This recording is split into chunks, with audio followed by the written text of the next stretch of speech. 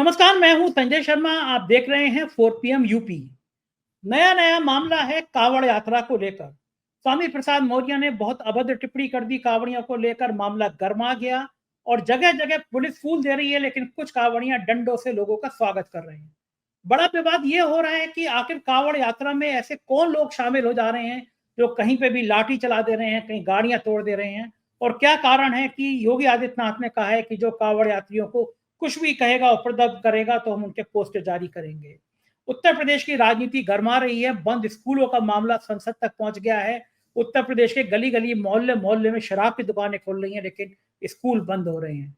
क्या है supreme court में आज ईडी की टिप्पणी का मामला, और क्यों सदन में राहुल जी ने और खड़गे ने आरोप लगाया कि सरकार बोलने नहीं दे रही, ऑपरेशन सिंदूर के नाम पर तमाशा हो रहा है। सारी बातचीत अभय दुबे जी के साथ की है। बहुत अच्छी बातचीत है। चैनल को ज्वाइन सब्सक्राइब करिए। चलता हूं अभय दुबे जी के पास आपको लेकर। 4 PM यूपी में बहुत बहुत स्वागत है अभय दुबे जी आपका। गजब कहानी चल रही है। देश में कुछ चल रहा हो, लेकिन यूपी में तो कांवड़ियां चल रहे हैं। स्वामी प्रसाद मौर्य जी ने कांवड़ियों को लेकर बहुत आपत्तिजनक भाषा इस्तेमाल कर दी। पुलिस फूल दे रही है और कुछ कांवड़ियां डंडा बरसा रहे हैं। इतने सुपरहिट मामला चल रहा है कि रोज कहीं ना कहीं से खबरें आ रही हैं। और मेरे ख्याल से एक परंपरा शुरू हुई थी पुराने वाले डीजीपी साहब, जब वो एडीजी थे, हेलीकॉप्टर से फूल बरसाए थे, फिर फूल बरस रहे हैं हेलीकॉप्टर से। मैंने कहा कि भैया ये तो टैक्स का पैसा है, मेरे और आपके टैक्स का पैसा है। मतलब इसको आपको अच्छा हो भारतीय जनता पार्टी के कोष से हेलीकॉप्टर किराए से लिया जाए, दिन भर फूल बरसाया जाए, लेकिन सरकार के पैसे से फूल बरसाए जा रहे हैं। एक बड़ा विवाद उत्तर प्रदेश में कांवड़ यात्रा को लेकर हो रहा है। क्या लगता है कि योगी जी की कोई राजनीतिक प्लानिंग है इस तरह की चीजें खड़ा करने को? हिंदुत्व का एजेंडा है, 2027 का चुनाव है, खेल क्या है? देखिए, योगी जी और उत्तर प्रदेश सरकार और भारतीय जनता पार्टी, ये अपने आप में तीन पक्ष बन गए हैं, जबकि कायदे से ये एक ही पक्ष होना चाहिए था। तो योगी जी और भारतीय जनता पार्टी अलग अलग क्यों होनी चाहिए और उत्तर प्रदेश सरकार अलग क्यों होनी चाहिए? ये तीन पक्ष बन गए। इसमें आप उत्तर प्रदेश पुलिस को और जोड़ दीजिए, ये चार पक्ष हो गए। कांवड़ यात्रा का जो पूरा प्रकरण चल रहा है, इसमें चार पक्ष अलग अलग तरीके से सक्रिय हैं। योगी जी लगातार कह रहे हैं कि जो कांवड़ियों के खिलाफ बोल रहा है, जो लोग बोल रहे हैं, उनके खिलाफ कार्रवाई होगी। जो लोग उनके खिलाफ नैरेटिव चला रहे हैं, उनको उपद्रवी कहते हैं, उनको आतंकवादी कहते हैं, उन सबके खिलाफ मैं कार्रवाई करूंगा। योगी जी का तर्क यह है। उप मुख्यमंत्री जो सरकार की नुमाइंदगी करते हैं, योगी जी तो सरकार वगैरह से अलग है ना, बिल्कुल, इसलिए इनको अलग पक्ष में रख रहा हूं। उप मुख्यमंत्री वो कह रहे हैं जो अभी आपने बताया। अच्छा, जो उत्तर प्रदेश पुलिस है, उसकी मजबूरी यह है कि उसके हाथ बांध दिए गए हैं पीछे। वो जो उत्पाती कांवड़ी है, उनके खिलाफ कोई कार्रवाई नहीं कर सकती, इसलिए वो लगातार उनके खिलाफ रपटें दर्ज कर रही है, ताकि उसके पास कुछ कहने के लिए तो हो, अपने बचाव के लिए। और उसने हाल ही में एक नया आदेश निकाला है कि अब कांवड़ियों को त्रिशूल लेकर, डंडा लेकर, हॉकी लेकर, रॉड लेकर, बल्ला लेकर ये सब चलने की इजाजत नहीं होगी। अच्छा, क्यों निकाला गया आदेश? ये जाहिर है वो लोग सब ये लेके चल रहे थे और इनका इस्तेमाल भी हो रहा था दबादब। अब आप सोचिए, भारतीय जनता पार्टी के जो प्रवक्ता हैं, जो टीवी पे आते हैं, वो सब लोग वो ये भी कह रहे हैं कि भाई वो जो उत्पात करने वाले लोग थोड़े से हैं, कांवड़िए तो श्रद्धा भाव से जा रहे हैं। ठीक बात है। तो ये एक तरह से कांवड़ यात्रा में चार तरह के पक्ष हैं और सरकार, प्रशासन, राजनीतिक दल, पुलिस, ये सब बट गए हैं। सबका अलग अलग स्टैंड है, सबका अलग अलग रवैया है और एक तरह का घमासान मचा हुआ है। ये स्थिति है। बिल्कुल और ठीक कह रहे हैं। इससे ज्यादा अजीब किस्म का गड़बड़ झाला आपने और कहीं नहीं देखा होगा। ये बात सही है। मतलब अलग ही कावड़ की अलग ही कोई फिल्म चल रही है। अलग ही फिल्म ये चल रही। अलग फिल्म चल रही है। अभी जी जब सरकार आई थी तो मैंने सोचा था कि जितने मॉल होंगे, जैसी मॉल में घुसूंगा सामने एक दुकान नजर आएगी, उस पर लिखा होगा यहाँ पे गाय का दूध, गाय का मूत्र, गाय से संबंधित चीजें मिलती हैं, गाय के तरह तरह का सामग्री जो प्रयोग में आ सकती है वो मिल सकती है। लेकिन पहली बार उत्तर प्रदेश के मॉल में गाय के दूध वगैरह तो नहीं मिला, लेकिन मधुशालाएं मिल गई, दुकानें खुल गई शराब की। गली गली, मोहल्ले मोहल्ले में शराब की दुकानों में बढ़ोतरी, एक्साइज भी पैसा बहुत बढ़ा। लेकिन स्कूल बंद कर दिए जा रहे हैं, हम्म, मधुशालाएं बढ़ रही हैं, स्कूल बंद हो रहे हैं, हम्म, सैकड़ों स्कूल बंद होने का अभियान हो गया, हजारों स्कूल। मामला सुप्रीम कोर्ट, क्षमा कीजिएगा, मामला संसद तक पहुंच गया। संजय सिंह ने सवाल उठाया है कि उत्तर प्रदेश के स्कूलों को लेकर क्या लग रहा है कि इस दौर में मधुशाला ज्यादा जरूरी है या स्कूल ज्यादा जरूरी है? कह रहे हैं कि बच्चे नहीं हैं, बच्चे अगर नहीं है तो बच्चों को लाने की जिम्मेदारी भी तो प्रशासन की है। क्यों नहीं आ रहे हैं बच्चे? संसाधन क्यों नहीं है? टीचर नहीं है, स्कूल नहीं है, समस्या क्या है? स्कूल बंद करना क्या सही फैसला है? देखिए, जो सरकार है, केंद्र सरकार भी और राज्य सरकारें भी, और यहाँ उत्तर प्रदेश सरकार का संदर्भ है, उत्तर प्रदेश सरकार, ये लोग धीरे धीरे शिक्षा के क्षेत्र से अपना हाथ खींच रहे हैं।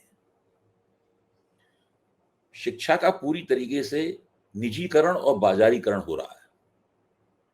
अभी एक शिक्षाविद ने, मैं उनका वक्तव्य सुन रहा था, तो उन्होंने बताया कि सारे देश में सरकारी स्कूल बेचे जा रहे हैं। उनको पहले बंद कर दिया जाता है, फिर उनको निजी हाथों में बेच दिया जाता है। वो लोग औने पौने दामों में उन स्कूलों को खरीद लेते हैं, फिर वो अपनी मर्जी से उन स्कूलों को चलाते हैं या वहां उस जगह में कोई और काम शुरू कर देते हैं। ये स्थिति है। यही सारी सारी प्रक्रिया उत्तर प्रदेश में भी चल रही है। सरकारें बाकायदा मान चुकी हैं, उसूलन मान चुकी हैं कि शिक्षा के क्षेत्र से धीरे धीरे उन्हें निकल जाना होगा। वो निकल जाएंगे, फिर जो बाजार है, बाजार की ताकतें हैं और निजी क्षेत्र है, पूरी शिक्षा उनके रहमो करम पर चली जाएगी। वो मन आएगा तो सस्ता स्कूल बनाएंगे, वो मन आएगा तो महंगा स्कूल बनाएंगे। आपकी गर्ज हो तो आप स्कूल में भेजिए, नहीं गर्ज हो तो घर पे बैठिए। स्किल मिनिस्ट्री ने तमाम सारे जो स्किल मिनिस्ट्री खोली, जो ट्रेनिंग सेंटर खोले जाएंगे, उनमें जाके आप ट्रेनिंग ले लीजिए, आप प्लम्बर बन जाइए, आप इलेक्ट्रीशियन बन जाइए, आप बढ़ई बन जाइए, आप लोहार बन जाइए। इस प्रकार से आप कीजिए। जिसके पास पैसा होगा वो अपने बच्चों को महंगे स्कूल में पढ़ाएगा। यही निकट भविष्य की और दूरगामी भविष्य की शिक्षा की तस्वीर है। जो कुछ हो रहा है वो इस योजना के मुताबिक हो रहा है। इस योजना को हम समझ लेंगे तो हमें बहुत से जो घटनाएं हो रही हैं उनका मतलब भी समझ में आ जाएगा। मतलब सही बात है कि अगर इस तरह स्कूल बंद होंगे तो सवाल उठेंगे। संसद में हंगामा हुआ, ऑपरेशन सिंदूर, बिहार की वोटर लिस्ट, इन सब पे विपक्ष चाहता था सवाल खड़े हों, लेकिन संसद नहीं चल रही। क्या लगता है आपको, सरकार की प्लानिंग है कि संसद ना चले, संसद की योजना है कि संसद ना चले? खेल क्या है सरकार का इस सब के पीछे? देखिए, सरकार ये तो खुलेआम नहीं कह सकती कि हम प्रश्नों के ऊपर बहस नहीं करेंगे, इन प्रश्नों पे हम कोई बहस नहीं करेंगे। तो सरकार ने योजना ये बनाई है, जो पहली नजर में समझ में आता है कि सरकार लगातार कहती रहेगी हम चर्चा के लिए तैयार हैं। विपक्ष के एक एक प्रश्न का उत्तर दिया जाएगा, लेकिन पूरा काम इस तरीके से किया जाएगा ताकि चर्चा न होने पाए। और विपक्ष की जो प्रमुख मांग है इसके अंदर, कि प्रधानमंत्री हमारी बातों का जवाब दें, और विपक्ष ये मांग कर रहा है, उसके पीछे एक तर्क है, मजबूत तर्क है। विपक्ष का ये मानना है कि ये सारे मसले कई तरह के मसले हैं, इसमें कोई एक मंत्रालय शामिल नहीं है। तो ये एक ऐसा मसला है जिसके अंदर कई मंत्रालय शामिल हैं, क्योंकि इसके अंदर रक्षा मंत्रालय शामिल है, इसके अंदर गृह मंत्रालय शामिल है, इसके अंदर विदेश मंत्रालय शामिल है, इसके अंदर वाणिज्य मंत्रालय शामिल है, इसके अंदर मिनिस्ट्री ऑफ फाइनेंस शामिल है। ये सारे के सारे शामिल हैं। तो विपक्ष जब सवाल उठाएगा तो उसमें ट्रम्प का भी सवाल उठाएगा, जो ट्रेड डील होने वाली है उसका भी सवाल उठाएगा, कृषि मंत्रालय भी उसमें आ जाएगा, क्योंकि वो ट्रेड डील में अमेरिका दबाव डाल रहा है कि भाई कृषि के क्षेत्र आप पालिए, आप छोड़ दीजिए, खोल दीजिए, हमारे हमारे निर्यातों के लिए खोल दीजिए। तो ये इसलिए विपक्ष का कहना है कि सारी बातों को अकेले प्रधानमंत्री जवाब देने में सक्षम है, कोई एक मंत्री इन बातों का जवाब देने में सक्षम नहीं है, तो प्रधानमंत्री इन बातों का जवाब दे दें। अच्छा, प्रधानमंत्री विपक्ष की मांग, विपक्ष जब भी मांग करता है कि आप इस पे बोलिए, तो प्रधानमंत्री शर्तिया नहीं बोलते। आप देख लीजिए, पूरा रिकॉर्ड है। अगर विपक्ष ने कहा कि प्रधानमंत्री से हमें जवाब चाहिए, तो प्रधानमंत्री जवाब देने के लिए नहीं आएंगे। आप कितनी भी संसद में उछलकूद मचाते रहिए, हंगामा करते रहिए, नारे लगाते रहिए, संसद से आपको निष्कासित किया जाएगा, ये सब होता रहे, प्रधानमंत्री नहीं आएंगे। प्रधानमंत्री संसद के सामने खड़े होकर 2 मिनट की प्रेस कॉन्फ्रेंस, 2 मिनट का अपना वक्तव्य देंगे, और जरूरत पड़ी तो रैली में जाके हमारी रगों में पिघला हुआ सिंदूर बहता है, इस प्रकार का एक लफा, इस तरह की एक राजनीतिक लफाजी कर देंगे। बस उनका काम हो गया पूरा। तो विपक्ष जिस तरीके, सरकार सरकार जानती है कि हम जिस तरीके से चाहते हैं विपक्ष उस तरीके से चर्चा नहीं करना चाहता, विपक्ष जिस तरीके से चर्चा करना चाहता है उस तरह सरकार जवाब नहीं देना चाहती। इसका मतलब है गतिरोध बना रहेगा और चर्चा नहीं हो पाएगी। राहुल गांधी कह रहे हैं कि हमको बोलने नहीं दिया जाता। खड़गे सवाल कर रहे हैं कि प्रधानमंत्री विजयोत्सव मना रहे हैं, लेकिन वो 4 आतंकी कहाँ चले गए जिन्होंने पहलगांव में बेगुनाह लोगों को मारा था? किस चीज का विजयोत्सव? क्या लगता है कि मोदी जी सही कह रहे हैं कि विजयोत्सव मनाना चाहिए, या खड़गे और राहुल जी सही कह रहे हैं कि देखिए, काहे का विजयोत्सव? खड़गे और राहुल जी बिल्कुल ठीक कह रहे हैं। सरकार ने तो आज तक इस बात का भी जवाब नहीं दिया कि जो एनआईए ने स्केच जारी किए थे वो स्केच गलत लोगों के क्यों थे। हम्म, हम्म, आज बात तक सही इस है। बात का भी जवाब नहीं दिया गया। हम्म, केवल ये अंतर्राष्ट्रीय मंचों पर बात कही जाती है हम उन चारों को पकड़ के सजा देंगे। कब देंगे? कोई डेडलाइन है उसकी? कोई डेडलाइन नहीं। भाई पहले तो बाकायदा नेशनल इन्वेस्टिगेटिव एजेंसी ने यह दावा किया था कि उनके डिजिटल फुटप्रिंट मिल गए हैं। हम लोगों को बताया गया था और उससे हम लोगों को तसल्ली भी हुई थी। हम लोगों को ये बताया गया था कि उनके हैंडलर्स कहाँ पाक ऑक्युपाइड कश्मीर में जो बैठे हुए थे वो हैंडलर्स वो सब पूरा पता लगा लिया है। लेकिन अब ये आ रहा है कि साहब वो तो जो स्केचेस जारी किए गए थे वो ही नहीं सही आदमियों के थे स्केच। ये भी कमाल इसका की मतलब बात है। एनआईए ने जो बातें कही थी सारी बातें गलत थी। हम्म, अब जम्मू कश्मीर के उपराज्यपाल ये दावा कर रहे हैं कि भाई कि हम जिम्मेदारी लेते हैं सिक्योरिटी फेलियर की, सुरक्षा संबंधी विफलता की हम जिम्मेदारी लेते हैं। तो व्यक्तिगत रूप से वो जिम्मेदार थोड़ी ना है, उपराज्यपाल के तौर पे जिम्मेदार हैं। लेकिन उपराज्यपाल का कर्तव्य ये भी है कि उनके शासन प्रशासन में जो अफसर लोग जिम्मेदार हैं उनसे वो जवाब तलब करें। तो ये तो बताया जाना चाहिए कि कौन लोग जिम्मेदार थे। वो किसी को सस्पेंड किया गया? क्या कुछ सही किया बात। गया उस बारे में? और ये तो अजीब स्थिति है, ये तो देखिए। पूरा पूरा नाटक हो रहा है टालना। एक हमारे पिताजी एक कहते थे कि भाई टालू मिक्सचर मत दो। ट्रांसमिशन मुद्दों में। हम और आप उत्तर प्रदेश के रहने वाले हम जानते हैं वहां खूब चलता है भाई टालू मिक्सचर मत दो। सरकार टालू मिक्सचर पिला रही है सबको। बिल्कुल ठीक बात है। उधर देखिए, एक खबर ये भी आई कि मुंबई रेलवे ब्लास्ट के जो आरोपी थे उन सबको छोड़ दिया गया। मतलब अदालत ने पाया कि उनके खिलाफ कोई सबूत नहीं थे। ये मैं उत्तर प्रदेश में भी देख रहा हूँ। जब मायावती मुख्यमंत्री थी तो बिल्कुल पढ़ने लिखने वाले कश्मीरी नौजवान लड़के ले आए गए थे 4-5। वो बड़े सुंदर से लड़के होते थे, और मायावती को एक कागज पे 4 लाइनें दिखाई दी जाती थी और लिखा होता था 5 KD, यानी 5 कालिदास मार मुख्यमंत्री मार।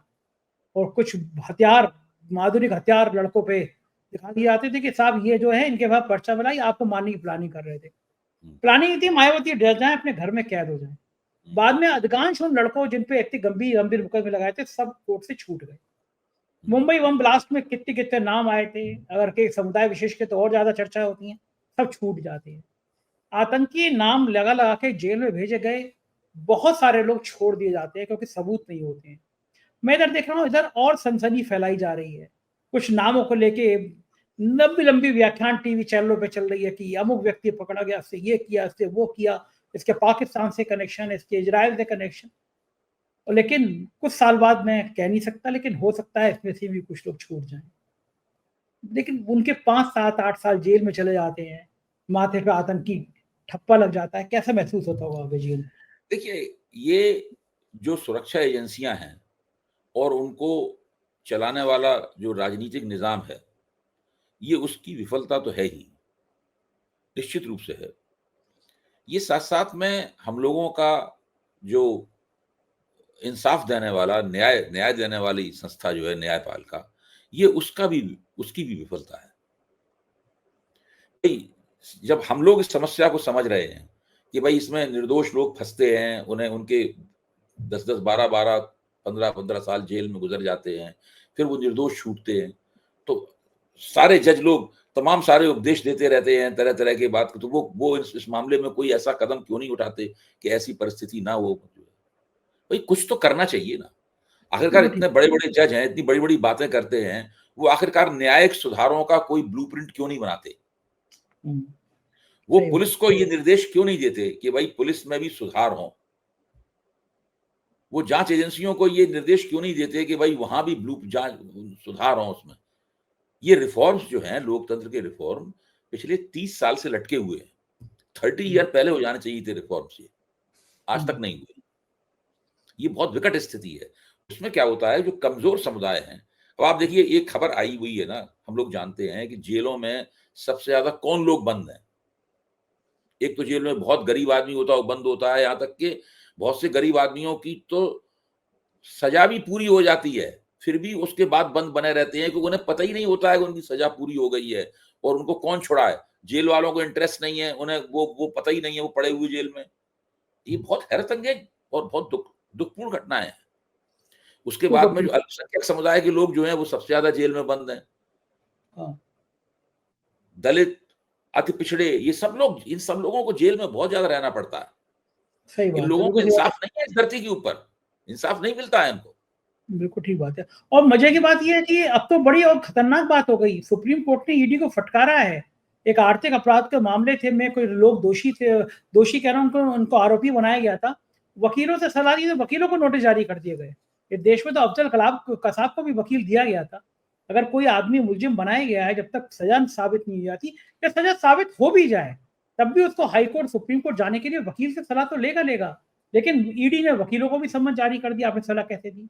सुप्रीम ये कोर्ट इस ने बात का कहा सबूत है, पर जा रहा है। ये इस बात का प्रमाण है कि जो जांच एजेंसियां हैं उनका वेपराइजेशन कर दिया गया है, उनको एक राजनीतिक हथियार में बदल दिया है पुलिस ठीक बात। ने, सरकार ने अपनी राजनीतिक गोटी लाल करने के लिए सरकार उनका इस्तेमाल करती है। सरकार चाहती है कि लोगों के मन में इन जांच एजेंसियों की दहशत पड़ी है। कभी भी जांच एजेंसी आ जाएंगी, आपके खिलाफ जांच पड़ताल करेंगी, आपको नोटिस सर्व किया जाएगा, आपको उनके दफ्तर जाना पड़ेगा, आपके परिवार की जान हलक में आ जाएगी। ये दफ्तर गए हैं, पता नहीं लौट के आएंगे कि नहीं आएंगे, वहीं से इनको गिरफ्तार कर दिया जाएगा, कुछ पता नहीं है। ये हालत है। इसी को इलेक्टोरल ऑटोक्रेसी बोलते हैं। यही हो रहा है, बिल्कुल सही बात है। हालात खतरनाक है। बहुत बहुत शुक्रिया अभय जी, आपने समय दिया, थैंक यू। ये थे अभय दुबे जी। पूरी बातचीत आपने सुनी, मुझको यकीन है बातचीत आपको पसंद आई होगी। 4 PM यूपी आपका अपना चैनल है, इसको आगे बढ़ाइए, दोस्तों को शेयर करिए वीडियो, बताइएगा जरूर कैसी लगी बातचीत। शुक्रिया, थैंक यू।